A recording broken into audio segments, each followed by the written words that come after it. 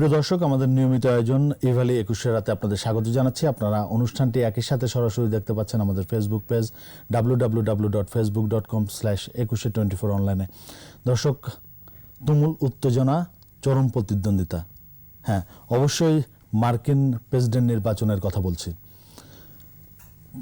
Vote শেষ হয়েছে অনেক আগেই, গণনা শেষ প্রায় 41টি অঙ্গরাজ্যের। ট্রাম্প এবং বাইডেনের ভাগ্য ঝুলে আছে 7-8টি অঙ্গরাজ্যের ফলাফলের উপর। আমরা মূলত আজ এসব বিষয় নিয়ে আলোচনা করব। আমাদের আজকের আলোচনার বিষয় আমরা নির্ধারণ করেছি ট্রাম্প না বাইডেন। আমাদের আজকের অতিথি আমাদের স্টুডিওতে উপস্থিত রয়েছেন ঢাকা বিশ্ববিদ্যালয়ের আন্তর্জাতিক সম্পর্ক বিভাগের অধ্যাপক ডক্টর দেলোয়ার হোসেন। স্যার, আপনাকে স্বাগত জানাচ্ছি। আমাদের সঙ্গে যুক্ত আছেন যুক্তরাষ্ট্র থেকে সাউথ ক্যারোলিনা স্টেট ইউনিভার্সিটির জার্নালিজম কমিউনিকেশনের অধ্যাপক ডক্টর শফিকুর রহমান।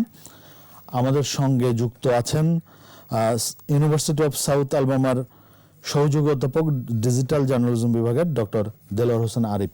আপনাদের স্বাগত জানাচ্ছি। আমরা আলোচনা শুরু করব অধ্যাপক ডক্টর শফিকুর রহমানকে দিয়ে। অধ্যাপক ডক্টর শফিকুর রহমান, ফলাফল আসতে এত দেরি হচ্ছে কেন, আর আসলে কখন নাগাদ আমরা স্পষ্ট চিত্রটি দেখতে পাবো? আপনার দ্বিতীয় প্রশ্নটা আমি প্রথমে উত্তর দেই। দ্বিতীয় প্রশ্নের উত্তর হচ্ছে আমরা কখন ফাইনাল রেজাল্ট পাবো, কখন আমরা ফলাফল দেখতে পাবো, আমরা কেউ জানি না। এটা একেবারে সত্যি কথা। কারণ দুটো কারণ। একটা হচ্ছে যে কাউন্টিং এবং হিসাব করতে করতে এক এক স্টেটের এক এক রকম রুল রয়েছে। কারো 2 দিন, কারো 3 দিন, কারো গতকাল 7টায় শেষ হয়ে গেছে। এইরকম ভাবে বিভিন্ন রকম রুলস রয়েছে। এই রুলস ফলো করতে গিয়ে আমাদের যতখানি অপেক্ষা করতে হয়, আনঅফিসিয়াল রেজাল্ট আমরা মিডিয়ায় দেখতে পাচ্ছি বিভিন্ন সময়, বিভিন্ন জায়গায়, বিভিন্ন ইনফরমেশনে। কিন্তু অফিসিয়াল রেজাল্ট আসবে সেক্রেটারি অফ স্টেট ও প্রত্যেকটা স্টেট থেকে, অঙ্গরাজ্য থেকে, এবং বা ইলেকশন কমিশনের যে ডিরেক্টর বা চেয়ারম্যান বা এক্সিকিউটিভ অফিসার, তারা নিজেরা সার্টিফাই করে সেই সার্টিফাই প্রত্যেকটা কাউন্টিতে, যেটা আমাদের জেলার মতন ছোট ছোট প্রত্যেকটা স্টেটের প্রত্যেকটা কাউন্টিতে ওগুলো সার্টিফাইড হয়ে যাবে ডিরেক্টরের কাছে, কমিশনের কাছে, অথবা সেক্রেটারি অফ স্টেটের কাছে। তারপরে ওটা যাবে আমাদের ন্যাশনাল কমিশন অফ ইলেকশনের কাছে। আরেকটা যেটা বলছি সেটা হচ্ছে যে এর ভেতরে যদি ওটা মানে আমাদের একটু সময় লাগবে ওটা রেজাল্টটা পেতে। আরেকটা কারণ হচ্ছে যে দেরি হবে, সেটা হচ্ছে যে এর ভেতরে যদি কোনো ইরেগুলারিটি হয়ে থাকে, কারো ভোটে মানে মেইল ভোটে স্ট্যাম্প হয়েছে, যে ডিউ ডেট ছিল, ডিউ টাইম ছিল তার 2 ঘন্টা পরে, 4 ঘন্টা পরে, সেইগুলো কোর্ট কেস হবে। সেগুলো যদি কাউন্ট হয়ে থাকে তাহলে তারা যে কোনো পার্টি হোক কোর্টে যেতে বাধ্য হবে। তখন কোর্ট ডিসাইড করবে কতক্ষণ সময় লাগবে। কাজে রেজাল্ট সম্পর্কে আমরা বেশ একটু সময় নিতে হবে। এখন আপনার আরেকটা প্রশ্ন যেটা বলছেন যে এই কম্পিটিশনটা কেন হলো বা কিভাবে হচ্ছে, এগুলো একটা কারণ হলো ট্রাম্প নিজে। উনি কোভিড যদি ভালোভাবে অন্যভাবে হ্যান্ডেল করতেন তাহলে হয়তো ওনার পপুলারিটি আরো অনেক বেড়ে যেত। এই ভাইরাসটা হ্যান্ডেল করতে পারেননি বলে একটা 2 লক্ষ লোক মারা গেছে আমেরিকায়, যেটা পৃথিবীর কোনো দেশে, কোনো জায়গায়, ছোট ছোট দেশ, নিউজিল্যান্ড, তারপরে কোরিয়া, তাইওয়ান, তারাও সুন্দরভাবে হ্যান্ডেল করেছে, যেটা আমরা পারিনি। এবং সেটা হলো আমাদের পলিসির ফেলিয়ারের জন্য। এছাড়া ট্রাম্প নিজে যে বিভিন্নভাবে তথ্য দিচ্ছেন, সেই তথ্যগুলো উনি টুইস্ট করে মিথ্যে কথা বলে অন্যভাবে ইন্টারপ্রেট করেন। সেই জন্য তার একটা কনফিডেন্স লেভেল অনেক সাধারণ মানুষের কাছে কমে গেছে।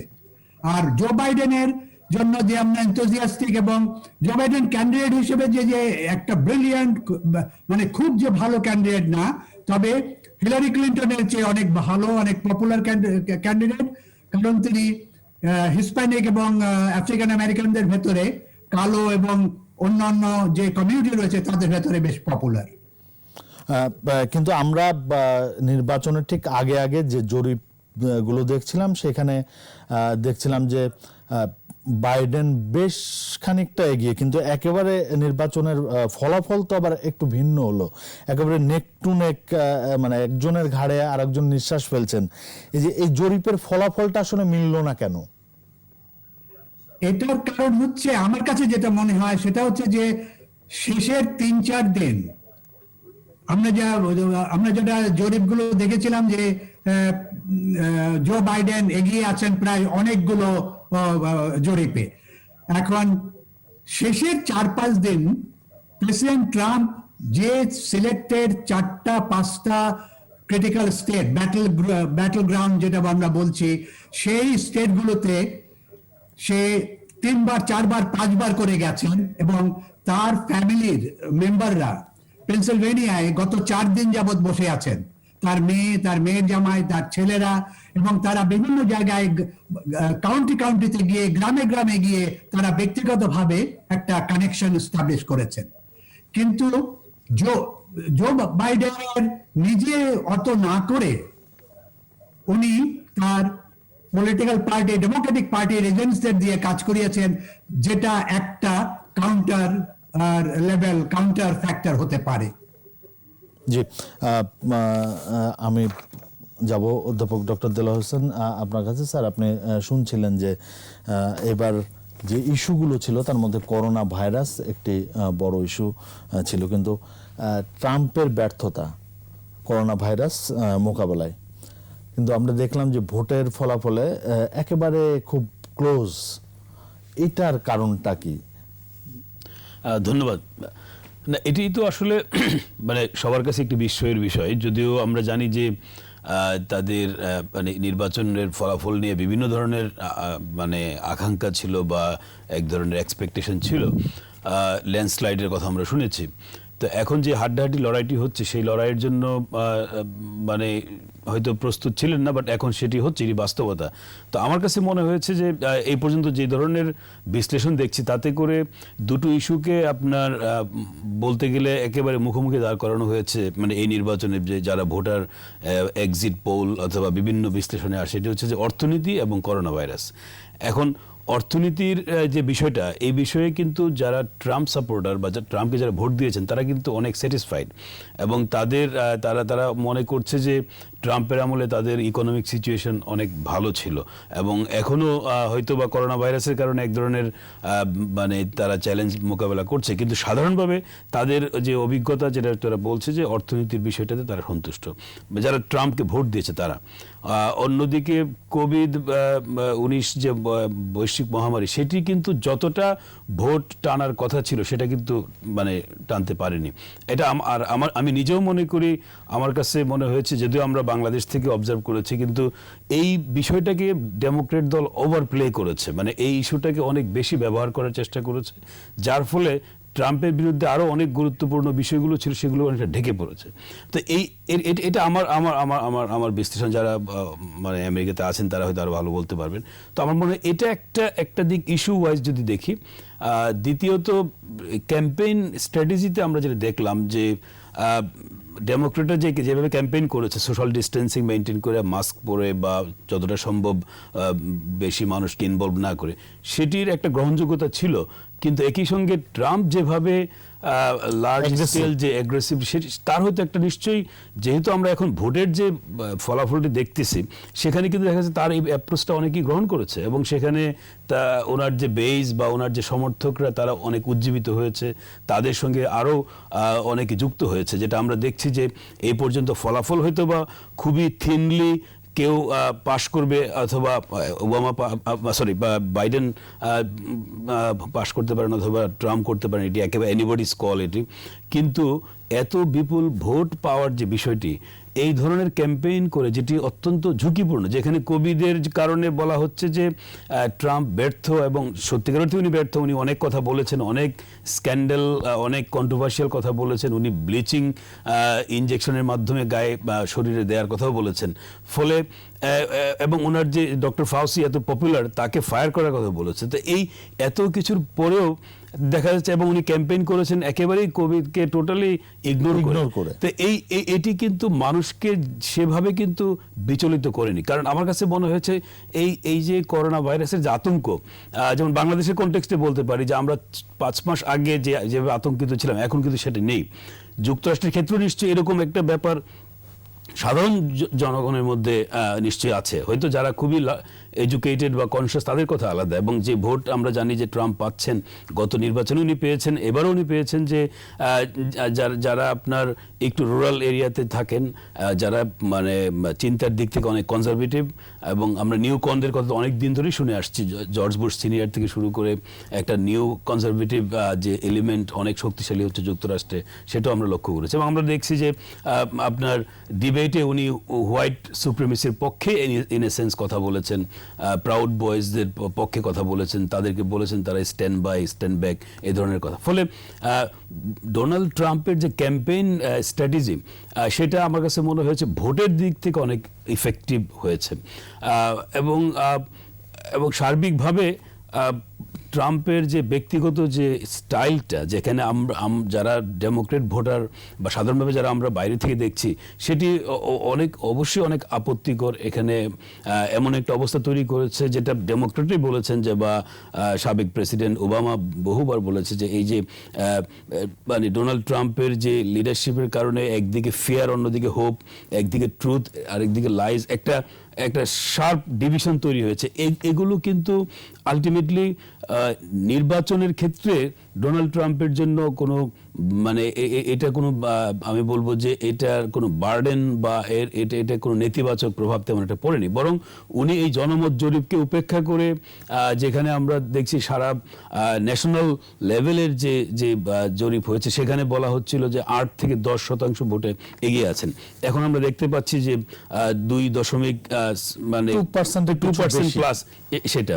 তারপরে আপনার যে সুইং স্টেটগুলোতে যে ধরনের পার্থক্য দেখানো হয়েছিল, আপনার মানে আপনার এই যে মিশিগান এবং উইসকনসিন, সেখানে কিন্তু আপনার প্রায় 8 থেকে 10% দেখানো হয়েছে বা এসছে। তো এগুলো কিন্তু শেষ পর্যন্ত ওনার যে নির্বাচনী কৌশল বা ওনার যে বক্তব্য, ব্যক্তি ট্রাম্পকে হয়তো ডেমোক্রেটরা বা এক ধরনের মানে আমরা যেটা বলি যে মানে traditional political point of view, মানে ইয়ে থেকে বা কনভেনশনাল যে আমরা উইজডম থেকে হয়তো এগুলো আনএক্সেপ্টেবল। কিন্তু দেখা যাচ্ছে যে মার্কিন যুক্তরাষ্ট্রের ভেতরে সাধারণ মার্কিন নাগরিকদের কাছে তার একটা গ্রহণযোগ্যতা হয়তো তারা সেটা গ্রহণ করেছে। স্যার, আপনার কাছে আসবো, আমি একটু যেতে চাই ডক্টর দেলোয়ার হোসেন আরিফের কাছে। ডক্টর দেলোয়ার হোসেন আরিফ, আপনি আলোচনা শুনছিলেন যে এবার তো ইস্যু ছিল নিশ্চয়ই অর্থনীতি, বর্ণ বৈষম্য, করোনা এবং স্বাস্থ্যসেবা। এই জায়গাগুলিতে আমরা জরিপের যে ফলাফলগুলো দেখছিলাম, সেই ফলাফলে বেশ পিছিয়েই ছিলেন ডোনাল্ড ট্রাম্প, কিন্তু এগিয়ে গেলেন।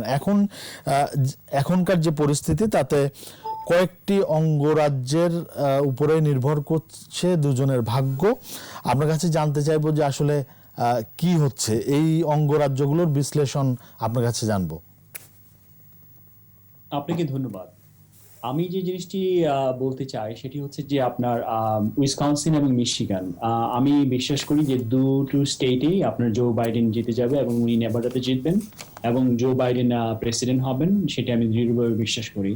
এর কতগুলো কারণ আছে, কারণ ম্যাথমেটিক্যাল কারণ। যেমন হচ্ছে যে আপনার মিশিগানের আপনি একটি জিনিস খেয়াল করে দেখবেন, আপনি যদি এই যে নির্বাচনী ম্যাপটি দেখেন যুক্তরাষ্ট্রের, আপনি শুধু দেখবেন চারদিকে লাল লাল লাল, মানে হচ্ছে রিপাবলিকান, আর ব্লু মানে হচ্ছে আপনার ডেমোক্রেট। তো আসলে ডেমোক্রেটরা হচ্ছে যে কয়েকটি স্টেট আপনি যদি দেখেন, ক্যালিফোর্নিয়া, তারপর হচ্ছে যে অরিগন, উইসকনসিন, তারপর হচ্ছে যে নর্থ ইস্টের যে স্টেটগুলো বলা হয় নিউ ইয়র্ক, তারপর হচ্ছে যে আপনার নিউ জার্সি, এইসব স্টেটগুলোতে আছে। কিন্তু মাঝখানে আপনি দেখবেন যে শুধু লাল। তো আপনার অনেকগুলো রিপাবলিকান স্টেটে, যেমন হচ্ছে যে উইসকনসিন সুইং স্টেট এবং হচ্ছে মিশিগান হচ্ছে যে আপনার এই বছর সুইং স্টেট, তো এখানে আপনি দেখবেন যে কতগুলো পকেট আছে, যে পকেট হচ্ছে যে আপনার যেমন হচ্ছে ওয়েনি কাউন্টি, মিশিগানের একটি কাউন্টি আছে, সেটা হচ্ছে যে ডেট্রয়েট যে সিটিতে অবস্থিত সেখানকার। তো সেখানকার বেশিরভাগ মানুষ আপনার বাইডেন হচ্ছে ওই কাউন্টিতে ভোটে এখন অনেক এগিয়ে আছে, এবং হচ্ছে প্রায় হচ্ছে আপনার কয়েক লাখ ভোট এখন হচ্ছে যে আনকাউন্টেড। তো এই ভোটগুলো আসলে যেহেতু মেইলিনের মাধ্যমে এসছে, সেটা হচ্ছে যে কাউন্ট করতে সময় লাগছে, এবং হচ্ছে এই জন্য আপনার ফলাফলটা একটু দেরি হচ্ছে। তো যখন ফলাফল গণনা হবে উইসকনসিন এবং মিশিগানে, আমি বিশ্বাস করি হচ্ছে যে বাইডেন জিতে যাবেন এবং নেভাডাতে জিতবেন। তবে আমি পেনসিলভেনিয়ার কথা বলতে পারি যে পেনসিলভেনিয়াতে আমার মনে হচ্ছে যে ট্রাম্প জিতবেন, যদি হচ্ছে যে আপনার যে হারটা আমি দেখতে পাচ্ছি।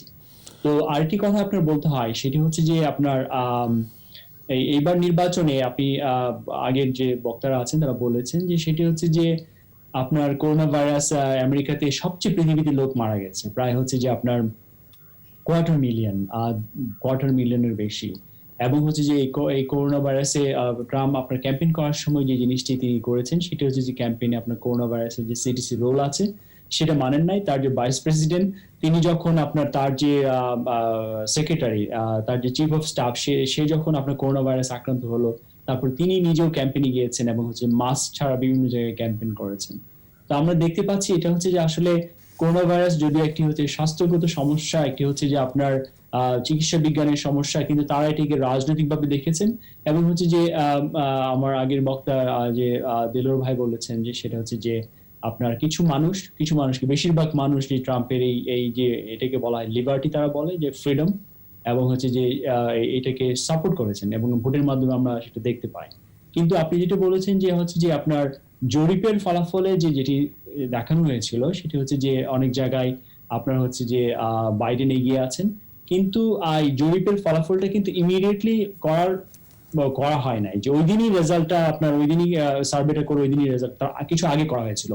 এরপরে আপনার হচ্ছে যে ট্রাম্প সেসব জায়গায় চষে বেরিয়েছেন, এবং তার ব্যাপক উদ্দীপনা দেখিয়ে তার সমর্থকরা, এটাকে আপনি দেখেন যে এই বছর আপনার কাছে একটি বিষয় জানতে চাই যে অধ্যাপক ডক্টর শফিকুর রহমান বললেন যে ট্রাম্প শেষ দিকে এসে এই যে ব্যাটেল গ্রাউন্ড বা সুইং স্টেট এগুলোতে চষে বেরিয়েছেন, আপনিও বলছিলেন এই যে শেষের দিকে এসে কি ডেমোক্রেট শিবির এক ধরনের রিল্যাক্টেন্ট প্রচারণা ছিল, এরকম কি আপনার মনে হয় যে আমরা তো জিতেই যাচ্ছি? না, মানে এরকম আত্মবিশ্বাসটা ছিল কিনা?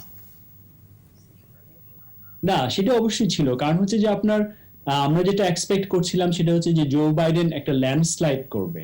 ল্যান্ডস্লাইড মানে হচ্ছে ট্রাম্প হচ্ছে একদম গোহারা হারবে এই নির্বাচনে, ভূমিধস জয়। যে জিনিসটি দেখি, হ্যাঁ সেটা, কিন্তু হচ্ছে যে আমরা যে জিনিসটি দেখলাম সেটা হচ্ছে যে আপনার ডেমোক্রেটিক পার্টি হচ্ছে যে সিডিসি গাইডলাইন, আপনি তার ইচ্ছে করলে তো সমাবেশ করতে পারতো, কিন্তু সমাবেশ করে আপনি লোকজনকে এক্সপোজ করে, যেমন স্ট্যানফোর্ড ইউনিভার্সিটি একটা স্টাডি করেছে যেখানে দেখে যে 700 মানুষ মারা গেছে করোনা ভাইরাসে শুধুমাত্র ট্রাম্পের এই আপনার নির্বাচনী র্যালিগুলোতে অংশগ্রহণ করে। তো আসলে এরকম নির্বাচনে জেতার জন্য ডেমোক্রেটিক পার্টি তো কাণ্ডজ্ঞান কোনো আপনার কাজ করেনি। এটি একটি। আরেকটি ব্যাপার হচ্ছে আপনি দেখবেন যে ট্রাম্প পলিটিক্যালি খুব একটি ভালো স্ট্যান্ড নিয়েছে। নির্বাচনের মাত্র কয়েক সপ্তাহ আগে তিনি সুপ্রিম কোর্টের জাস্টিসকে নির্বাচিত করেছেন, সিলেক্ট করেছেন। তো সুপ্রিম কোর্ট এখন হচ্ছে যে আপনার কনজারভেটিভ মেজরিটি, এবং হচ্ছে যে আমেরিকার যারা কনজারভেটিভ লোকজন তারা হচ্ছে এটাকে একটা মরণপণ লড়াই হিসেবে দেখছেন, কারণ তারা জানেন যে ডেমোক্রেটিক পার্টি যদি ক্ষমতায় যায়, যে সুপ্রিম কোর্টে প্যাকিং বলে একটি কথা আছে, প্যাকিং মানে হচ্ছে যে আরো বিচারপতির সংখ্যা বাড়ানো, তো সেটি তারা করবেন এবং কমিশন করবেন ইত্যাদি ব্যাপারগুলো আছে। তো সেই ক্ষেত্রে তারা ভাবছেন যে কোনো ভাবেই হোক আপনার বাইডেনকে আটকাতে হবে, এবং নির্বাচনের দিন আপনার হচ্ছে ব্যাপক উদ্দীপনা নিয়ে ট্রাম্পের ভোটাররা আপনার ভোট দিয়েছেন। আমি একটি উদাহরণ দিই, যেমন আমি নির্বাচনের দিন আগের দিন আমি আপনার আমার যে ডাক্তার নার্স তাদের সাথে কথা বলছিলাম, 3 জন নার্স তারা হচ্ছে যে আপনার ট্রাম্পের ব্যাপক সমালোচনা করছিলেন, কিন্তু আমি জিজ্ঞাসা করলাম তোমরা কি ভোট দিয়েছো? বললো যে আমরা ভোট দেই নাই, কালকে যদি সময় পাই তাহলে ভোট দেবো। তাহলে আমি এই ডেমোক্রেটিক পার্টির মধ্যে এই জিনিসটা দেখি যে যারা অ্যাক্টিভিজম খুব বেশি করে, তারপর হচ্ছে যে এই আন্দোলন সংগ্রাম করে, কিন্তু ভোটের বেলায় আপনার ভোট দেওয়ার ক্ষেত্রে তাদের মধ্যে একটা অনীহা আছে বা দেয় না বিভিন্ন কারণে। এর অবশ্যই কিছু আর্থসামাজিক কারণ আছে, কিন্তু অনেকে চাকরি করে, চাকরি ছেড়ে 4-5 ঘন্টা কাজ ফেলে আপনার ভোট দেওয়া অনেকের পক্ষে সম্ভব না, এটা একটা ব্যাপার। আরেকটা ব্যাপার হচ্ছে যে আপনার যে রিপাবলিকান পার্টি যারা করে, এটা হচ্ছে বাংলাদেশের কনজারভেটিভ পলিটিক্স যারা করে, যেমন হচ্ছে যে কট্টরপন্থী যে ইসলামিক দলগুলো আছে, তারা ভাবে যে ভোট দান মানে হচ্ছে যে একদম এটা একটা ধর্মীয় ব্যাপার। এইখানেও রিপাবলিকান অনেকে আছে, তারা হচ্ছে যে আপনার ট্রাম্প যদিও ধর্মকর্মের ব্যাপারে এতটা না, কিন্তু ইডিওলজিক্যাল কারণে সে যেহেতু এটাকে সাপোর্ট করে, তারা ওইটাকে একদম মানে হচ্ছে যে তাদের একটা মানে ফান্ডামেন্টাল জিনিস হিসেবে দেখে, এবং সকালবেলায় লাইনে গিয়ে দাঁড়িয়ে থাকবে ভোট দেওয়ার জন্য। তো তারা এই কাজটা করেছে। এই বছর আপনার বাইডেন, শফিক ভাই যেটা বলছিলেন, বাইডেন কিন্তু খুব ক্যারিশম্যাটিক কোনো ক্যান্ডিডেট না। বাইডেন হচ্ছে ডেমোক্রেটিক পার্টিতে খুব ক্যারিশম্যাটিক ক্যান্ডিডেট না, যেমন হচ্ছে যে ওবামা ছিলেন, যিনি হচ্ছে যে ব্যাপকভাবে তরুণদেরকে আপনার সামনে নিয়ে এসেছিলেন, আপনার হচ্ছে যে সেটা করতে পেরেছিলেন। কিন্তু আপনার ট্রাম্প যে জিনিসটি করেছেন সেটা হচ্ছে যে আপনার যে নিউ জেন বলেন, আপনার নিউ কন বা ইয়াং ছেলেমেয়েরা কনজারভেটিভ পার্টি, তারা বড় অ্যাক্টিভ, এবং তারা সেই জিনিসটাকে আপনার হচ্ছে যে ব্যাপকভাবে ট্রাম্পকে নির্বাচনে এগিয়ে দিয়েছেন। এই জিনিসটার ব্যাপার। আরেকটি ব্যাপার হচ্ছে যে আপনার বাইডেনের যে ব্যাপারটা, বাইডেন কিন্তু যদি শুধুমাত্র ট্রাম্প উল্টাপাল্টা কথাবার্তা না বলতো করোনা ভাইরাস নিয়ে, বাইডেন কিন্তু এবার গোহারা হাঁটতো ট্রাম্পের কাছে। শুধুমাত্র বাইডেন, আপনি দেখেন এরিজোনা হচ্ছে যে গতবার ছিল ট্রাম্পের, সেটা নিয়েছে, এবং হচ্ছে যে আরো অনেক স্টেট নিবে যেটা ট্রাম্পের কাছ থেকে, সেটা হচ্ছে ট্রাম্পের শুধুমাত্র এই করোনা ভাইরাস সংক্রান্ত আচার আচরণের কারণে। তো আমি মনে করি যে ডেমোক্রেটিক পার্টি ভালো করেছে, কিন্তু আপনার জরিপের ফলাফলে রিফ্লেক্ট, অনেক সময় আপনার সার্ভে যখন করে কেউ বা রিসার্চ, সেখানে মার্জিন অফ এরর বলে একটা কথা আছে, সেই ব্যাপারটি তো আছে। তারপরে ট্রাম্প এখানে আপনার শেষ দিন আপনার ট্রাম্প বুঝে গেছিল যে সে হচ্ছে যে হারছে, তো সে মরণ কামড় দেওয়ার জন্য বিভিন্ন জায়গায় ব্যাপকভাবে প্রচার চালিয়েছে, এবং এটা কাজও দিয়েছে। জি, যাব অধ্যাপক ডক্টর শফিকুর রহমানের কাছে। অধ্যাপক ডক্টর শফিকুর রহমান, এই প্রথমবার আসলে আমরা নির্বাচন ঘিরে দেখছি যে এতটা বিভক্তি রাজনীতিতে, মার্কিন রাজনীতিতে বিশেষ করে। ট্রাম্প তো এরই মধ্যে নিজেকে জয়ীও ঘোষণা করেছেন, এবং সেই সাথে আরও বলেছেন যে নির্বাচনে কারচুপি হওয়ার অভিযোগও তিনি করেছেন। এর আগে আমরা আসলে কখনো এরকম দেখিনি। এইটা আসলে নির্বাচনে এইবারই প্রথম হচ্ছে। এটা কেন হলো? মার্কিন রাজনীতিতে এটা কেন হলো? এটা কোনোদিনই কিন্তু মানে একেবারে 50টা স্টেটে কোনোদিনই সেই রকম ভাবে কারচুপি হয়নি। দু একটা ভুল, ভুল আর কারচুপি দুটো আলাদা জিনিস। ভুল হচ্ছে মানুষের ইগনোর, মানে ইন্টেনশন ঠিক আছে, কিন্তু বাই অ্যাক্সিডেন্ট কোনো একটা ভুল হয়ে যায়, কোনো 2টা 4টা 6টা 10টা ভোট হয়তো কাউন্ট হয়নি, সেটা একটা। আর ইন্টেনশনালি অর্গানাইজড ওয়েতে যেটা ট্রাম্প বলছেন যে পেনসিলভেনিয়ায়, উইসকনসিনে, মিশিগানে, যেখানে যেখানে জো বাইডেন লিড করেছিলেন জরিপে, সেই সব স্টেটগুলোতে উনি বারবার বলছেন যে এখানে চুরি হবে। ওখানকার গভর্নর, মিশিগানের গভর্নর ডেমোক্র্যাট, ওখানকার মিনেসোটার এই হচ্ছে ডেমোক্র্যাট, এই জন্য এখানে চুরি হবে। এটা উনি ঠিক বলেননি। এটা আমাদের ডক্টর দেলোয়ার যেটা বললেন যে রিপাবলিকান ভোটারদের ভেতরে ট্রাম্পের সাপোর্টার একটা সলিড 38 থেকে 40%, 42% পর্যন্ত রয়েছে, যারা কনজারভেটিভ, যারা ট্রাম্প 100টা ভুল করলেও তাকে ভোট দেবে, এবং তারা 4 ঘন্টা 6 ঘন্টা আগে গিয়ে সকালবেলা উঠে ভোট দেবে।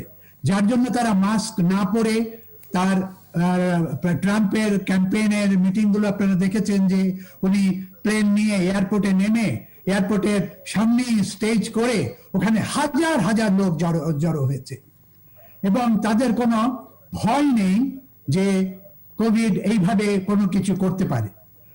তারপরে উনি মানে তাতে একটা এই যে number of people attending Donald Trump's campaign meetings, এটার একটা visual image important factor role play করেছে। এই ইমেজটা যে হাজার হাজার লোক ট্রাম্পের মিটিংয়ে আসছে, তা ঠিক বিপক্ষে আমরা যদি বাইডেনের দেখি, বাইডেন করেছে ড্রাইভ ইন, গাড়ি নিয়ে বিভিন্ন জায়গায় ক্যাম্পেইন করার চেষ্টা করেছে।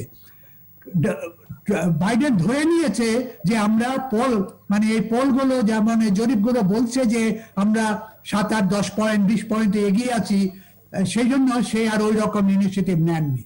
তাছাড়া তার দ্বিতীয় পয়েন্টটা হচ্ছে বাইডেনের যে কোভিডকে তারা প্রমোট করবে না, তাকে বাধা দেওয়ার জন্য।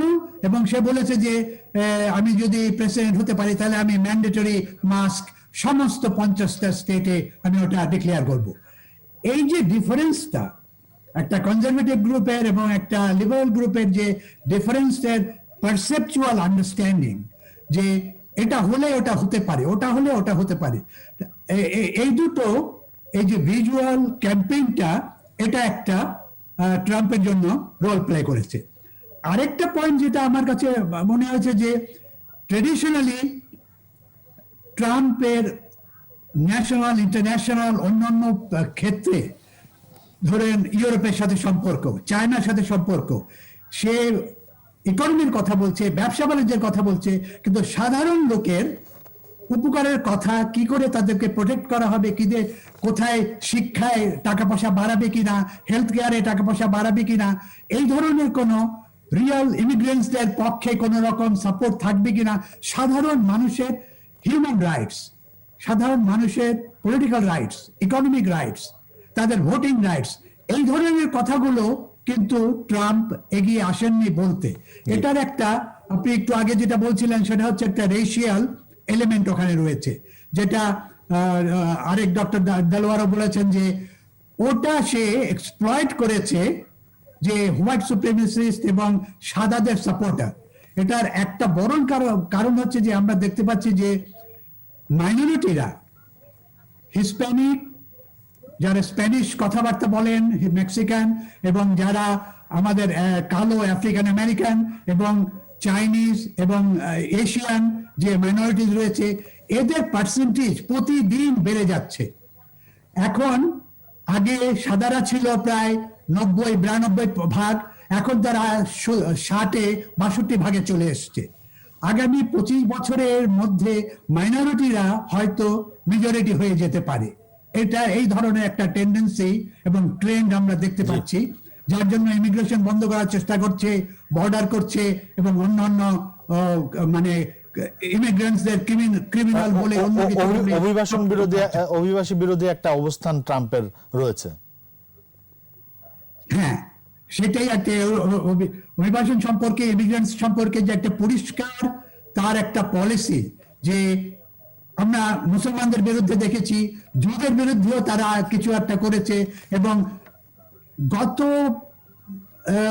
2 বছরে সাদারা যত ইমিগ্রেন্ট নিয়ে আমেরিকায় এসছে, রাশিয়া থেকে, ইউরোপ থেকে, ইস্টার্ন ইউরোপ থেকে, অন্যান্য দেশে, মেক্সিকো থেকে বা চায়না থেকে বা ইন্ডিয়া থেকে, সাউথ এশিয়া থেকে, ওই রকম ইমিগ্রেশন। যেমন আমার ব্যক্তিগত আমার ফ্যামিলির ব্যাপার আছে, তারা 8 মাস পিছিয়ে আছে, তাদের ডিউ হয়ে গেছে আসার জন্য, কিন্তু তাদের আসতে দেওয়া হচ্ছে না। এই ধরনের বিভিন্ন রকম ফাইলগুলো বন্ধ করে রাখা হয়েছে অভিবাসনদের এইভাবে, বিশেষ করে India, China, south Asia, Philippines এবং এই ইউরোপিয়ান ইসের বিরুদ্ধে এইভাবে তাদের কতগুলো পলিসি চলছে। যে আমরা একটা ছোট্ট বিরতি নেব, বিরতির পরে এসে আরো বিস্তারিত আলোচনা করতে পারবো। দর্শক, ইভালি 21 রাতে নিচ্ছি ছোট্ট একটা বিরতি, সাথেই থাকুন।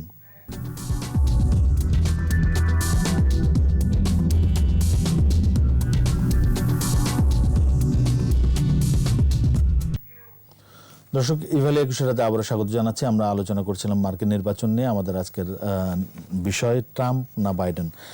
অধ্যাপক ডক্টর দেলোয়ার হোসেন, আপনার কাছে আসবো। স্যার, নিশ্চয়ই আলোচনা শুনছিলেন যে আমি বলছিলাম যে মার্কিন রাজনীতিতে এই যে এইবারের নির্বাচন ঘিরে যে বিভক্তির রাজনীতি, এটা আগে কখনোই আমরা দেখিনি। এই যে নির্বাচনের ফল মেনে নেওয়া না নেওয়া নিয়ে এক ধরনের অনিশ্চয়তা তৈরি হয়েছে।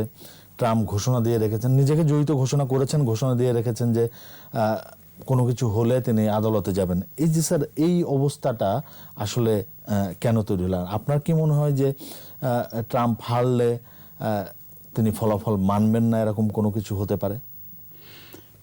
না, এই বিষয়গুলো নিয়ে তো অনেক জটিলতা ট্রাম্প আগে থেকে মানে উনি বলে রাখছিলেন। উনি বলছিলেন যে ফলাফল মেনে নেবেন না। আমরা জানি যে ওনার যে নির্বাচনী যে প্রেসিডেন্সিয়াল ডিবেটেও কিন্তু এই কথাগুলো এসছে।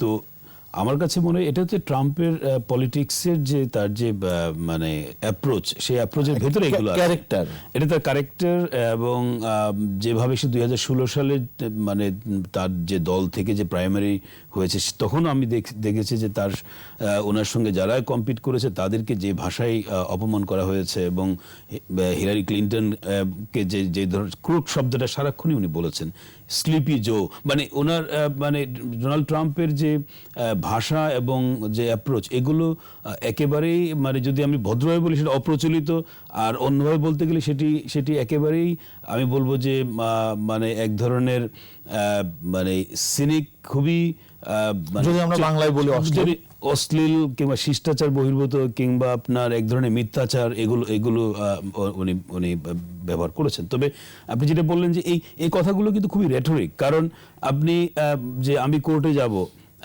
কোর্টে তো চাইলেই যাওয়া যাবে না, তার একটা কজ লাগবে, যে সেটা তো যেহেতু আপনার নির্বাচনের ফলাফল যাদের ঘোষণা করার কথা, প্রথমে যিনি বলছিলেন উনি কিন্তু পরিষ্কার করে বলেছেন যে আসলে মার্কিন যুক্তরাষ্ট্রের এই নির্বাচন তো প্রথম হচ্ছে না, মার্কিন যুক্তরাষ্ট্র যুগ যুগ ধরে নির্বাচন করে আসছে, তাদের একটি অত্যন্ত শক্তিশালী মানে প্রশাসনিক বা প্রাতিষ্ঠানিক কাঠামো আছে, তো সেখানে ট্রাম্প নিজেও এগুলো জানেন, কিন্তু ওনার যে সাধারণ যে সমর্থকরা তাদের মধ্যে হয়তো সেই ধারণাটা সেভাবে নেই, হয়তো থাকতেও পারে, কিন্তু তাদেরকে এক ধরনের একটা মিশনে উজ্জীবিত করা। তো উনি আমার কাছে মনে হচ্ছে যে একটা চাপ সৃষ্টি করা, এবং উনি যদি কোনো কারণে ব্যর্থ হন বা উনি যদি ফেল করেন, নির্বাচনে হেরে যান, সেই ক্ষেত্রে ওনার একটা ডিফেন্স উনি আগে থেকে নিচ্ছেন, যে ওনার যারা সমর্থক তাদের কাছে এক ধরনের আমি বলবো যে ওনার ঠিক জবাবদিহিতা না, কিন্তু ওনাকে নিজেকে একটু উপরে তুলে রাখা, যে না আমি ব্যর্থ হইনি, আমাকে ব্যর্থ করা হয়েছে বা আমাকে হারিয়ে দেওয়া হয়েছে। এবং এগুলো তো হাস্যকর, কারণ একজন প্রার্থী, মার্কিন যুক্তরাষ্ট্র দূরের কথা, এমনকি সাধারণ উন্নয়নশীল দেশের বা যে কোনো দেশের কোনো প্রার্থী নিজেকে বিজয়ী ঘোষণা করতে পারে না। আমার প্রশ্ন হচ্ছে যে এই কাজটা করে যারা এই যে গণতন্ত্রের ক্যাম্পেইন করে সারা বিশ্বে, তারা যদি এই উদাহরণটা সৃষ্টি করে, সেটা কি গণতান্ত্রিক ব্যবস্থার উপরে এক ধরনের প্রশ্ন নিঃসন্দেহে করা না? না, এই কনসার্নটা কিন্তু মার্কিন যুক্তরাষ্ট্রের ভেতরে যারা খুবই সেন্সিবল, যারা আপনার বিশেষ করে ডেমোক্রেট, তারা কিন্তু ফিল করছে যে ডোনাল্ড ট্রাম্পের নেতৃত্ব বা ওনার যে শাসন 4 বছরের, একদিকে মার্কিন যুক্তরাষ্ট্রের ভেতরে যে ডেমোক্রেসি সেটাকে উনি চ্যালেঞ্জের মধ্যে ফেলে দিয়েছেন। এবং এবারের যে নির্বাচনে ক্যাম্পেইনে কিন্তু বারবার আপনার এই যে জো বাইডেন বা ওনার ক্যাম্পেইনগুলো সবাই কিন্তু বলছে যে এবার character and democracy on ballot. মার্কিন যুক্তরাষ্ট্রের মানে আমার মনে হয় না কোনো প্রেসিডেন্সিয়াল মানে নির্বাচনে এই বিষয়গুলো মানে জোর দিতে হয়েছে, যে democracy and character on ballot. তার মানে মার্কিন যুক্তরাষ্ট্রের ডেমোক্রেসি একটা সংকটের মধ্যে আছে। মার্কিন যুক্তরাষ্ট্রের যে পলিটিক্যাল লিডারশিপ, পার্টিকুলারলি প্রেসিডেন্টের লিডারশিপের একটা বড় ধরনের মোরাল ক্রাইসিস আছে, এখানে নৈতিক সংকট আছে, এবং সেই কারণে আপনার এই চরিত্রের বিষয়গুলো এবং ভ্যালুজের বিষয়গুলো এবং ডেমোক্রেসি বিষয়টা আসছে। অন্যদিকে আপনি যেটা বলছেন যে এই যে বহির্বিশ্বে মার্কিন যুক্তরাষ্ট্রের যে এক ধরনের নেতৃত্ব আছে, আমরা জানি যে মার্কিন যুক্তরাষ্ট্র বিশ্বের একমাত্র পরাশক্তি, এবং বিশ্বে মার্কিন যুক্তরাষ্ট্রকে বলা হয় একটা হেজেমনিক পাওয়ার, একটা আধিপত্য বিস্তার করেন, এবং সেই আধিপত্যের পেছনে অনেক ইতিহাস আছে আমরা জানি, কিন্তু মার্কিন যুক্তরাষ্ট্রের প্রভাব যে অপরিসীম সেটা নিঃসন্দেহে আমরা বলতে পারি। এবং মার্কিন যুক্তরাষ্ট্রে একটা সফট পাওয়ার বলে একটা কথা আছে, যে মার্কিন যুক্তরাষ্ট্র বিভিন্ন দেশের ডেমোক্রেসি, হিউম্যান রাইটস কিংবা কালচারাল রাইটস এগুলো নিয়ে কথা বলেন। তাহলে এই যে মার্কিন যুক্তরাষ্ট্র এক ধরনের ডেমোক্রেটিক ইনস্টিটিউশন বিল্ডিং এর জন্য কাজ করছে, তাহলে তাদের দেশের ডেমোক্রেটিক ইনস্টিটিউশন যেভাবে ক্ষতিগ্রস্ত হচ্ছে, সেই রাইট তো তার থাকবে না যে নিশ্চয়ই, এবং সেই প্রশ্ন কিন্তু করছে মানুষ, এবং মার্কিন যুক্তরাষ্ট্রের ভেতরে যারা আছে তারাই করছে, এবং অন্যান্য দেশ তখন তাদের কাছে তখন আপনি এই বিষয়গুলো নিয়ে কথা বলার কি আর সেই অধিকারটা থাকবে? এবং সেই সমস্যাটা কিন্তু আমরা এখনই দেখতে পাচ্ছি, যে এটি তার মানে এই ডেমোক্রেসিকে একদিকে যেমন মার্কিন যুক্তরাষ্ট্রের ভেতরে উনি একটা চ্যালেঞ্জের মধ্যে ফেলছেন, এবং বহির্বিশ্বে যদিও বহির্বিশ্বের ডেমোক্রেসি মার্কিন যুক্তরাষ্ট্র তৈরি করে দিবে সেটা আমরা বলছি না, কিন্তু মার্কিন যুক্তরাষ্ট্রের একটা পররাষ্ট্রনীতির একটা অন্যতম লক্ষ্য আছে যে making the world safe for democracy. So ডেমোক্রেসির তো বিভিন্ন ফর্ম আছে, এবং সেখানে তাদের একটা বড় রকমের কমিটমেন্ট ছিল। সেখানে মার্কিন যুক্তরাষ্ট্র এখন বিভিন্ন দেশকে এই বিষয়ে কথা বলা বা এই বিষয়ে কোনো কর্মসূচি দেওয়ার আগে তাদেরকে অনেক চিন্তা করতে হবে। পাশাপাশি তাদের যে এলাই আছে যে তাদের সঙ্গে যে ধরনের কূটনৈতিক সম্পর্ক, আমরা জানি যে ইউরোপিয়ান যে মিত্র রাষ্ট্রগুলো আছে মার্কিন যুক্তরাষ্ট্র, তাদের সঙ্গে ডোনাল্ড ট্রাম্পের এই 4 বছরের সম্পর্কের অনেক অবনতি হয়েছে। এখন এই দেশের এই অবস্থায় কিন্তু তাদের সাথে, কারণ এই দেশগুলোতে কিন্তু আরো স্ট্রং একটা ব্যবস্থা আছে আপনার পলিটিক্যালি বা ডেমোক্রেটিক দিক থেকে। ফলে এখানে যুক্তরাষ্ট্র এক ধরনের ভাবমূর্তি সংকটে পড়ছে, এবং এই সংকটটা একদিকে এর একটা এক্সটার্নাল দিক আছে, ইন্টারনাল দিক আছে, এবং আমার কাছে মনে হয় ইন্টারনালটা অনেক বেশি গুরুত্বপূর্ণ। কারণ মার্কিন যুক্তরাষ্ট্রের ভেতরে এই যে অস্থিরতা, এই যে আপনার বিভাজন, যে বিভাজন বা দূর করার জন্য মার্কিন যুক্তরাষ্ট্রের অনেক ব্যবস্থা ছিল। একসময় এই দেশটিকে বলা হতো মেল্টিং পট। এখন সেখানে এই মেল্টিং পটের ভেতরে দেখা যাচ্ছে যে এখন যেভাবে অ্যান্টি ইমিগ্রেশন যে চিন্তা ভাবনা মাথাছাড়া দিয়ে উঠছে এবং পলিসিগুলো যেভাবে তৈরি করা হচ্ছে, সব মিলিয়ে আমার মনে হয় যে মার্কিন যুক্তরাষ্ট্র যে একটা মডেল, কারণ মার্কিন যুক্তরাষ্ট্র কিন্তু আমাদের আন্তর্জাতিক সম্পর্কে বলা হতো যে আমেরিকান এক্সেপশনালিজম, মানে মার্কিন সমাজ হচ্ছে একটি ব্যতিক্রম, একটা ইউনিক সোসাইটি যেখানে তাদের অনেক অর্জন আছে এবং এগুলো নিয়ে তারা অনেক বেশি প্রাউড।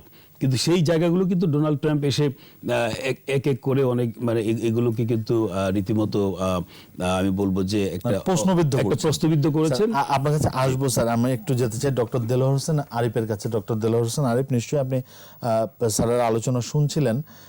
এই যে ট্রাম্পের যে ভূমিকা, এখনকার যে ভূমিকা, তাতে করে কি এই যে সহিংস রাজনীতির দিকে এগোচ্ছে মার্কিন রাজনীতি, আর যুক্তরাষ্ট্রের গণতান্ত্রিক ব্যবস্থাকেই কি তিনি প্রশ্নের মুখে ফেলছেন কিনা?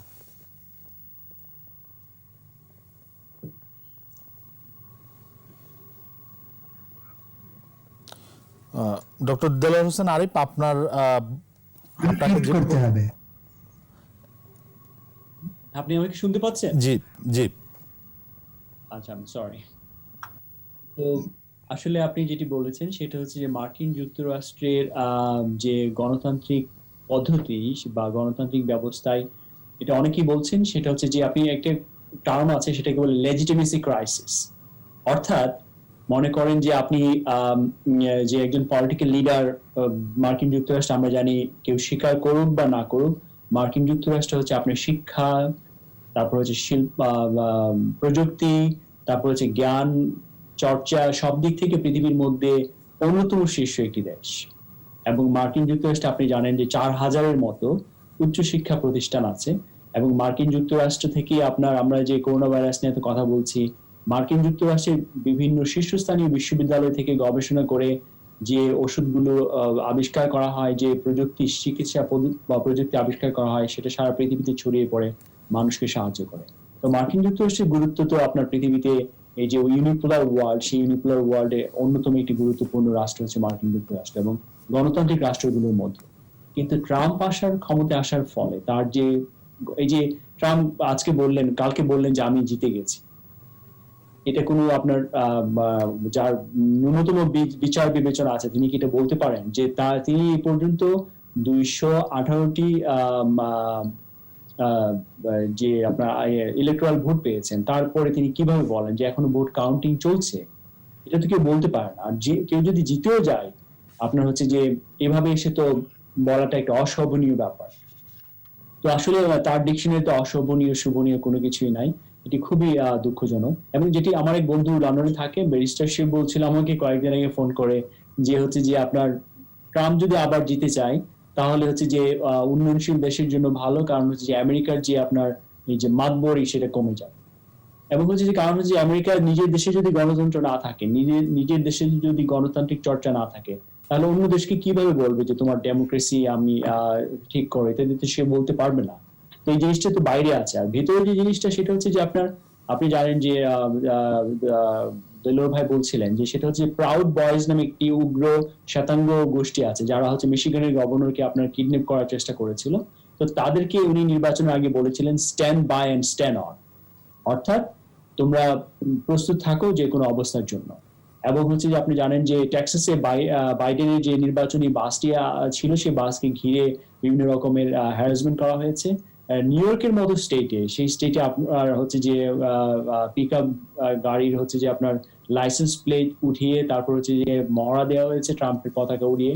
তো বিভিন্ন সময় আমরা বিভিন্ন জায়গায় এই ব্যবস্থাটা দেখেছি। সে মার্কিন যুক্তরাষ্ট্রের মতো একটি দেশ, এটা কি কল্পনা করা যায় যে মার্কিন যুক্তরাষ্ট্রে আপনি যে যাই বলুক না কেন, আমরা দীর্ঘদিন মার্কিন যুক্তরাষ্ট্রে আছি, যেমন আমি যে স্টেটে থাকি সেটা হচ্ছে একটা hard core conservative state, Alabama. এখানে হচ্ছে যে আপনার 70% ভোট পেয়েছে ট্রাম্প, 30% হচ্ছে যে আপনার জো বাইডেন।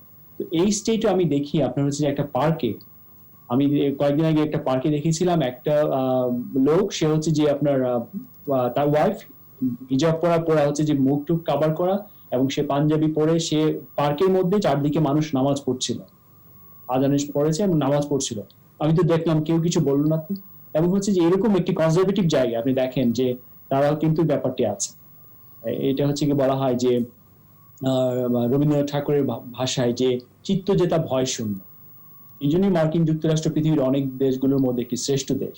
কিন্তু এই যে কোর ভ্যালু মার্কিন যুক্তরাষ্ট্রের, সেটার মধ্যে একটি আঘাত হচ্ছে যে আপনার এই ধরনের কথাবার্তা বলা, উস্কানি দেওয়া, গণতন্ত্রের প্রতি শ্রদ্ধা না থাকা, এবং হচ্ছে যে আপনি এটি খুবই দুঃখজনক শুধু মার্কিন যুক্তরাষ্ট্রের জন্য নয়, সারা পৃথিবীর জন্য। কারণ মার্কিন যুক্তরাষ্ট্রের ইকোনমি এত বড়, মার্কিন যুক্তরাষ্ট্রের প্রভাব এত বড় সারা পৃথিবীতে, যার জন্য সারা পৃথিবীর মানুষ কিন্তু তাকিয়ে আছে আজকে এই নির্বাচনের দিকে। কারণ আগামী 4 বছর যে প্রেসিডেন্ট হবেন তার উপর পৃথিবীর আপনার হচ্ছে যে অনেক কিছু নির্ভর করে, এবং মার্কিন যুক্তরাষ্ট্রে অনেক কিছু নির্ভর করে। জি, যাব অধ্যাপক ডক্টর শফিকুর রহমানের কাছে। ডক্টর শফিকুর রহমান, আপনি আলোচনা শুনছিলেন যে কে জিতবে আমরা আসলে এখনো জানি না, এখনো স্পষ্ট নয়। ট্রাম্প জিতলে আপনার কি মনে হয় যে আগামী 4 বছর যুক্তরাষ্ট্রের বা মার্কিন সমাজের যে বিভক্তি রাজনীতি সেইটি কি আরো বেশি স্পষ্ট হবে? আপনার কি তাই মনে হয়?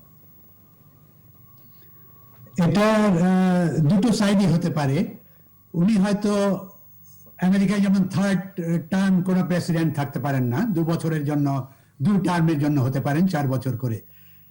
যখন ওনার 8 টার্ম থাকবে না, তখন হয়তো তার ভেতরে, আমি বলছি না আসবে বা হবে, কিছু পরিবর্তন হতে পারে। সেটা একটা ব্যক্তিগত লেভেলে, কিন্তু ব্যক্তিগত লেভেলে খুব একটা পরিবর্তন হবে বলে আমার মনে হয় না। কারণ ওনার এই 74 বছর বয়সে উনি যেভাবে করে এসছেন কাজকর্ম সারা জীবন ধরে, তার ব্যবসা বাণিজ্য, ট্রাম্প ইউনিভার্সিটি একটা ফলস ইউনিভার্সিটি করে সার্টিফিকেট দিয়ে টাকা নিয়েছেন, এবং তার কোর্ট কেস হয়েছে এবং তাকে টাকা ফেরত দিতে হয়েছে সেই ছাত্রদের কাছে। কাজে এইরকম বিভিন্ন ভাবে উনি তার ব্যবসা বাণিজ্য, ক্যাসিনো গুলো করেছেন। তার একটা যে ব্যক্তি ওই লেজিটিমেসি ক্রাইসিস, তার ব্যক্তি লেভেলে তার যে একজন পার্সোনাল মানে ক্যারেক্টারের যে লুফলস গুলো সাধারণ মানুষের, আমেরিকার যে ইতিহাস আমরা দেখেছি জানি, Trump doesn't fit into that category as a president. প্রেসিডেন্টের যে এক্সপেকটেশন, প্রেসিডেন্টের যে বিহেভিয়ার, যে ভ্যালু লেভেল থাকতে হবে, যে ভদ্রতা থাকতে হবে, সেটা নেই বলে একটা বড় রকম ক্রাইসিস আসতে পারে। এখন এখানে একটা পয়েন্ট রয়েছে যে রিপাবলিকান পার্টি, ট্রাম্প যে সাধারণত প্রেসিডেন্ট হয় সেই পার্টির কন্ট্রোলে, সেই প্রেসিডেন্টের কন্ট্রোলে চলে আসে সেই পার্টি। এখন রিপাবলিকান পার্টির কোয়ালিটেটিভ চেঞ্জ, স্ট্রাকচারাল চেঞ্জ হবে কি না, হলে কতটুকু হবে? আমরা জানি রিপাবলিকান পার্টি প্রায় 3 ভাগ হয়ে গেছে। তার একটা বড় গ্রুপ বেরিয়ে গেছে যারা ওপেনলি বলছে যে রিপাবলিকানস টু ডিফিট ট্রাম্প, ট্রাম্পকে হারাবার জন্য আমরা রিপাবলিকানরা কাজ করছি। আমরা লিঙ্কন প্রজেক্ট দেখেছি ওই ক্যালওয়ের, জর্জ ক্যালওয়ের নেতৃত্বে। আমরা অন্যান্য বিভিন্ন ভাবে ট্রাম্পের যারা কনজারভেটিভ, ভদ্র, ভালো আমেরিকান ট্রেডিশনাল রিপাবলিকান রয়েছে, তারা ওখান থেকে বেরিয়ে এসছে। আরেকটা গ্রুপ একেবারে চুপ করে গেছে, যারা কোনো কথাই বলছে না। এখন তারা ভোট দিতে যাচ্ছে কি দিচ্ছে কি দিচ্ছে না, তারা কি করছে আমরা ঠিক কোন রকম জরিপও পাইনি বা বলতে পারছি না। এখন আরেকটা পয়েন্ট, যেটা আমি রিপাবলিকান পার্টি সম্পর্কে বললাম, ওদের ভেতরের আরেকটা যেটা ট্রাম্প যেটা করছে সেটা হচ্ছে যে বিশ্বের সাথে আমাদের যে সম্পর্ক, এবং বিশেষ করে সিকিউরিটি সম্পর্ক, যে যার জন্য ডেমোক্রেসি বেঁচে থাকবে, বেঁচে আছে, বেঁচে ছিল, এই যে সিকিউরিটি সম্পর্কগুলো নেটোর সাথে, মেক্সিকো, কানাডার সাথে, বিভিন্ন ইউরোপিয়ান এবং অন্যান্য দেশের সাথে সিকিউরিটি এগ্রিমেন্টগুলো, নেটো, ন্যাফটা, তারপরে এশিয়ানের সম্পর্কে যে ব্যবসা বাণিজ্যের যে ইন্টারন্যাশনাল সম্পর্কগুলো, এগুলোতে উনি একটু ঘুম ধরিয়ে দিয়েছেন। ফলে এটা যে কোন দিকে যাবে, যেমন কানাডা এখন যদিও একটা বড় মার্কেট আমেরিকার জন্য, চিন্তা করছে যে আমরা ইন্ডিপেন্ডেন্টলি ইউরোপের সাথে, চায়নার সাথে, অস্ট্রেলিয়ার সাথে আমরা ব্যবসা করব, আমেরিকার সাথে করব না। মেক্সিকো এইভাবে ভাবছে।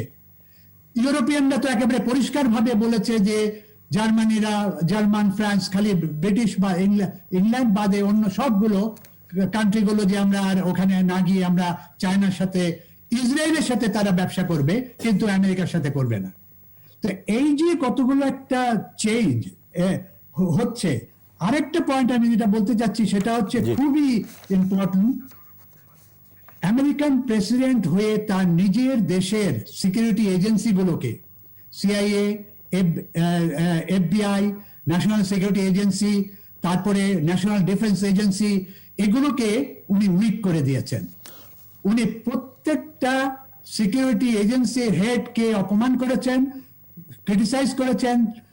এখন কোন দেশের প্রাইম মিনিস্টার, প্রেসিডেন্ট যদি তার নিজের আর্মি চিফকে সারাদিন খালি বকাবকি করতে থাকেন এবং বদনাম করতে থাকেন, তাহলে তাই সেই চিফকে রাখার তো দরকার নেই। আপনি তাকে সরিয়ে দেন, অথবা আপনি ওই সিকিউরিটি এজেন্সিকে, সিআইএ কে এবং এফবিআই কে অর্গানাইজ করে এমন ভাবে তৈরি করেন যেটা আপনার সুবিধা মতো হবে। এখানে আরেকটা বড় পয়েন্ট রয়েছে, সেটা হচ্ছে যে আমেরিকান ব্যুরোক্রেসি এবং এই যে ইনস্টিটিউশনস গুলো, এগুলো প্রেসিডেন্টের উপর নির্ভর করে না। প্রেসিডেন্ট আসবে, যাবে, থাকবে 4 বছর, 8 বছর, তারপরে কিন্তু ইনস্টিটিউশনস গুলো, যেমন ডেমোক্রেটিক ইনস্টিটিউশনস, একেবারে কাউন্টি লেভেল থেকে ইউনিয়ন লেভেল থেকে উপর পর্যন্ত খুব ভেরি ওয়েল অর্গানাইজড এবং আইন কানুনের আইন ভিত্তিতে প্রত্যেকটা এমন ভাবে তৈরি যে প্রেসিডেন্ট বললেই স্টেটের একটা অর্গানাইজেশনকে, একটা কাউন্টিকে, একটা চেয়ারম্যানকে, একটা মেয়রকে সরাতে পারেন বা কিছু করতে পারেন, কিচ্ছু করতে পারেন না প্রেসিডেন্ট। ফলে ওই যে আমেরিকান ডেমোক্রেসির যে ইনস্টিটিউশনস গুলোর স্ট্রেংথ, যদিও সে এফবিআই কে, সিআইএ কে, ন্যাশনাল সিকিউরিটি এজেন্সিগুলোকে, ডিফেন্স এজেন্সিগুলোকে আঘাত করার চেষ্টা করেছেন, যেটা রাশিয়া এবং অন্যান্য দেশ সেই সুযোগগুলো নেওয়ার চেষ্টা করেছে। আমরা ইলেকশনে ইন্টারফিয়ারেন্স দেখেছি, আমরা ব্যবসায় বাণিজ্যতে ইন্টারফিয়ারেন্স দেখেছি রাশিয়ান এবং অন্যান্য দেশের। এই যে ক্ষতি উনি করেছেন বা করছেন, বা বড় রকম ক্ষতি এখনো হয়নি আমি বলছি, যে করার চেষ্টা করছেন, এটা উনি কি অজ্ঞভাবে করেছেন নাকি জেনে করেছেন? এইগুলো যখন বেরিয়ে আসবে কদিন পরে, তখন সাধারণ লোকের একটা মানসিকতার পরিবর্তন হবে। জি, আপনার কাছে সময় পেলে হয়তো আবার আসবো। যাব অধ্যাপক ডক্টর দেলোয়ার হোসেনের কাছে। আপনি স্যার শুনছিলেন যে ট্রাম্প দেশের ভিতরে এবং ইন্টারন্যাশনালি তার কর্মকাণ্ডগুলো। আপনার কাছে স্যার জানতে চাইবো যে ট্রাম্প যদি আবার দ্বিতীয়বারের মতো ক্ষমতায় আসে বা হোয়াইট হাউসে যান না, সেই ক্ষেত্রে আন্তর্জাতিক বিশ্বে মার্কিন যুক্তরাষ্ট্রের অবস্থানটা কি হতে পারে, কেমন হতে পারে? না, যেহেতু আমরা ধরে নেই যে উনি রিইলেক্টেড হবেন, সরি, তার ইতিমধ্যে আমরা জেনে গেছি যে ওনার পররাষ্ট্রনীতির বিষয়টা কিভাবে উনি ডিল করছেন, এবং সবার আগে যেটি গুরুত্বপূর্ণ সেটা হচ্ছে যে এই বোধহয় সাম্প্রতিক ইতিহাসে এই প্রথম মার্কিন যুক্তরাষ্ট্রের মতো একটি একক পরাশক্তির যে দেশ, সেই দেশের একটি নির্বাচনে পররাষ্ট্রনীতির বিষয়টা একেবারে উপেক্ষিত ছিল নির্বাচনী ক্যাম্পেইনে, যেটা আগে কখনো সেভাবে হয়নি। তো তার মানে ট্রাম্প তার এই 4 বছরের শাসনের মাধ্যমে কিন্তু ইতিমধ্যে মার্কিন যুক্তরাষ্ট্রের পররাষ্ট্রনীতির জায়গাটাকে উনি যে দুর্বল করে দিয়েছেন তার একটা প্রমাণ কিন্তু এখানে আমরা পাচ্ছি। আচ্ছা, এখন আন্তর্জাতিক ক্ষেত্রে আমরা দেখছি যে এখানে এক ধরনের কন্ট্রাডিকশন কাজ করছে। ডোনাল্ড ট্রাম্প কিছুটা আউট অফ বক্সে উনি উনি উনি যেভাবে কাজ করছেন, যেটা মার্কিন যুক্তরাষ্ট্রের তাদের যে মেইন স্ট্রিম যে ন্যাশনাল সিকিউরিটি স্ট্র্যাটেজির সঙ্গে যায় না। যেমন উনি ওনার সবচেয়ে ঘনিষ্ঠ বন্ধু হচ্ছে পুতিন, এবং ব্যক্তিগত সম্পর্ক খুব গুরুত্বপূর্ণ বিষয়, বিশেষ করে মানে বৃহৎ শক্তিগুলোর সরকার প্রধানদের মধ্যে থাকে সেটি, যেটা আমরা ওবামার সময় দেখেছি, বিল ক্লিন্টনের সময় দেখেছি, এমনকি জর্জ বুশের সময় সেটি ছিল। তো ওনার সবচেয়ে ঘনিষ্ঠ হচ্ছে আপনার পুতিন, কিংবা আপনার নর্থ কোরিয়ার প্রেসিডেন্ট কিম, এই ধরনের ব্যক্তি আছে। একই সঙ্গে ওই দেশগুলোর সাথেও কিন্তু উনি চেষ্টা করেছেন যে সম্পর্ক ভালো রাখার জন্য। অথচ মার্কিন যুক্তরাষ্ট্রের যে ধরনের স্ট্র্যাটেজি, সেখানে এই দেশগুলো তার অ্যাডভার্সারি হওয়ার কথা। চীনের সঙ্গে সম্পর্কের ক্ষেত্রে কিন্তু মার্কিন যুক্তরাষ্ট্র বরাবরই কিন্তু এক ধরনের মানে একটা কিছুটা তারা চীনকে মানে চীনের যে অর্থনৈতিক সম্ভাবনা বা চীনকে অর্থনীতির বিষয়ে ব্যবহার করার একটা বিষয় ছিল। কিন্তু ডোনাল্ড ট্রাম্প কিন্তু সেদিকে না গিয়ে উনি এই ট্যারিফ ইম্পোজ করে চীনের সাথে এই যে হোস্টেলিটি বাণিজ্য যুদ্ধ সেটি কিন্তু কোনো প্রয়োজন ছিল না, যেটি ডেমোক্রেট লিডারশিপরাও কিন্তু বলছে যে এটির একেবারেই প্রয়োজন ছিল না। কারণ এর মাধ্যমে উনি বিশ্বে এই যে বিশ্বায়নের যে ধারণাটি, সেই ধারণাটিকে কিন্তু মার্কিন যুক্তরাষ্ট্র কিন্তু এই ধারণার সবচেয়ে বেশি তারা প্রচার করেছে, এবং সেটির সবচেয়ে বেশি বেনিফিশিয়ারি মার্কিন যুক্তরাষ্ট্র।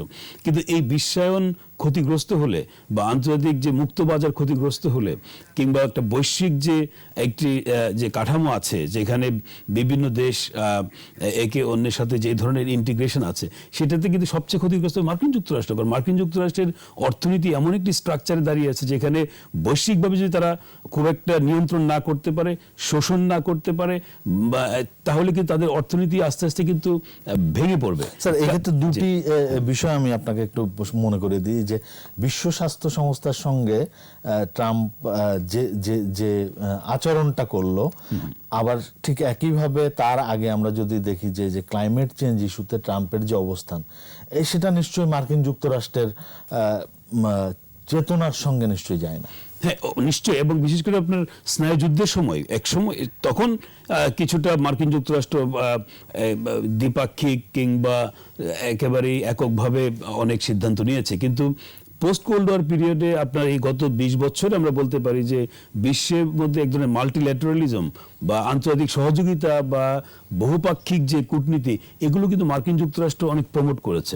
কিন্তু ট্রাম্প এসে কিন্তু এগুলোকে একেবারেই আপনার আমি বলবো যে বড় ধরনের আঘাত উনি করেছেন, এবং WHO থেকে বেরিয়ে এসছেন এমন একটা সময় যখন কোভিড-19 যে সংকট, যেখানে মার্কিন যুক্তরাষ্ট্র নেতৃত্ব দেওয়ার কথা, সেখানে উনি নিজের দেশের মানুষকে কিভাবে, অবশ্যই সেটি সব নেতাই চিন্তা করবে, কিন্তু মার্কিন যুক্তরাষ্ট্রের এই যে অন্তর্মুখী এবং একান্তই মার্কিন যুক্তরাষ্ট্রের স্বার্থভিত্তিক চিন্তা করা, যেখানে সারা বিশ্বের দায়িত্ব না মানে সেটা সেভাবে তো নিতে পারবে না, কিন্তু সেই বিষয়গুলো না ভাবা, এগুলো কিন্তু মার্কিন যুক্তরাষ্ট্রকে অনেক পিছিয়ে দিয়েছে।